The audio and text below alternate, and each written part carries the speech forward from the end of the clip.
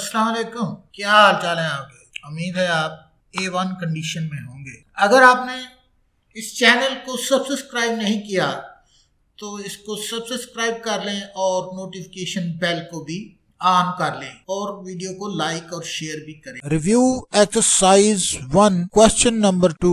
आज हमने question number 2 और क्वेश्चन नंबर 3 करने हैं। क्वेश्चन नंबर 2 क्या है? Complete the following sentences.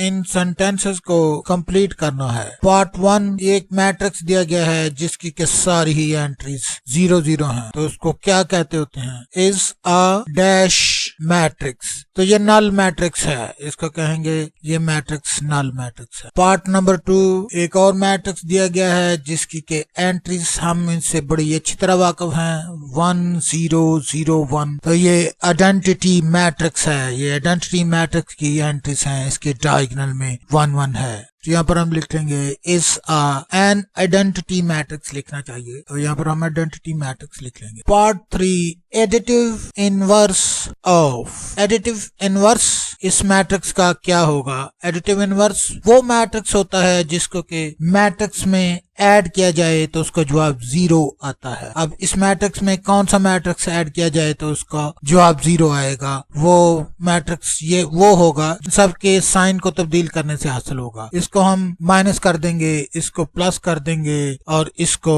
Plus कर देंगे, तो जो मैट्रिक्स हासिल होगा वही एडिटिव इनवर्स ऑफ मैट्रिक्स होगा। इसी मैट्रिक्स की सारी एंट्रीज को माइनस कर देंगे तो जो मैट्रिक्स हमारे पास हासिल होगा वही additive inverse of this matrix होगा। तो इसकी एंट्री पहले प्लस थी तो हमने माइनस कर दी, ये वाली माइनस थी तो +2 कर दिया, और 0 प्लस भी हो या माइनस भी हो उसके साथ माइनस या प्लस का कोई जवाब नहीं होता, उसको सिर्फ 0 ही लिख। 0 और -1 को हमने प्लस कर दिया, तो ये इसका एडिटिव इनवर्स है। इसको अगर इसमें ऐड किया जाए तो इसका जवाब 0 आ जाए। उसके बाद part number 4 in a matrix multiplication is general AB dash BA। जो मैट्रिक्स होता है उसमें AB और BA इस तरह लिखा जा सकता है कि नहीं लिखा जा सकता? तो मैट्रिक्स में नहीं लिखा जा सकता। मैट्रिक्स में कोई जरूरी नहीं है कि A इंटू B जो है वो B इंटू A के बराबर आए। रियल नंबर में ये जरूरी है, रियल नंबर में जरूरी है कि A और B और A के इक्वल आए, उसकी ये प्रॉपर्टी है। लेकिन जो मैट्रिक्स है उसमें ये वाली जरूरी नहीं है, बल्कि इसको हम करेंगे नॉट इक्वल टू BA। कभी हो भी सकता है कि हो जाए इक्वल, लेकिन जनरली वो नहीं हो। Part number 5 matrix A plus B may be found if order of A and B is same। Matrix A और B को ऐड किया जा सकता है अगर उनके उन मैट्रिक्स के ऑर्डर बराबर हों, यही इसका मतलब है, और इसका यही आंसर है सेम। अब part 6 a matrix is called dash matrix if number of rows and number of columns are equal. तो स्क्वायर मैट्रिक्स होता है इस तरह का मैट्रिक्स, यहाँ पर हम लिखेंगे स्क्वायर मैट्रिक्स में नंबर ऑफ रोज और कॉलम बराबर। और क्वेश्चन नंबर 3 एक मैट्रिक्स दिया गया है जो कि इज इक्वल टू है दूसरे मैट्रिक्स के। इफ A एक मैट्रिक्स है जिसकी एंट्रीज हैं A प्लस 3 4 6 B माइनस 1, वो इज इक्वल टू है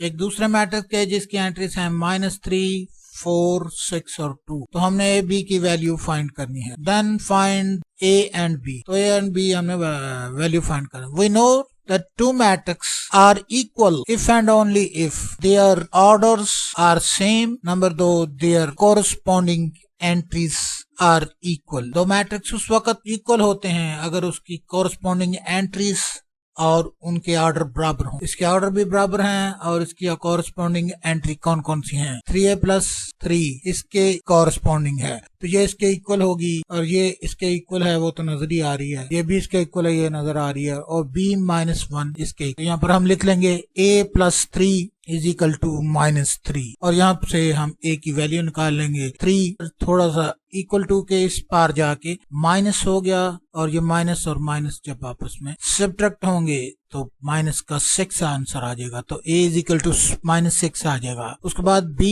माइनस 1 इज इक्वल टू 2 है, ये इसके कॉरस्पॉन्डिंग एंट्री, और इसको अब हम तरफ ले जाएंगे 1 को इज इक्वल टू के इस तरफ जाके ये प्लस का हो जाएगा, तो यहाँ हो जाएगा B is equal to 2 plus 1 is equal to 3 तो ये b की वैल्यू 3 आ गई है। दोनों की वैल्यू फाइंड कर ली है हमने। क्वेश्चन 2 और 3 हमने कर लिया है। क्वेश्चन 4 थोड़ा लेंथी है, इसलिए फिलहाल इसी को वाइंड अप करते हैं, तो कल उसको हल कर लेंगे।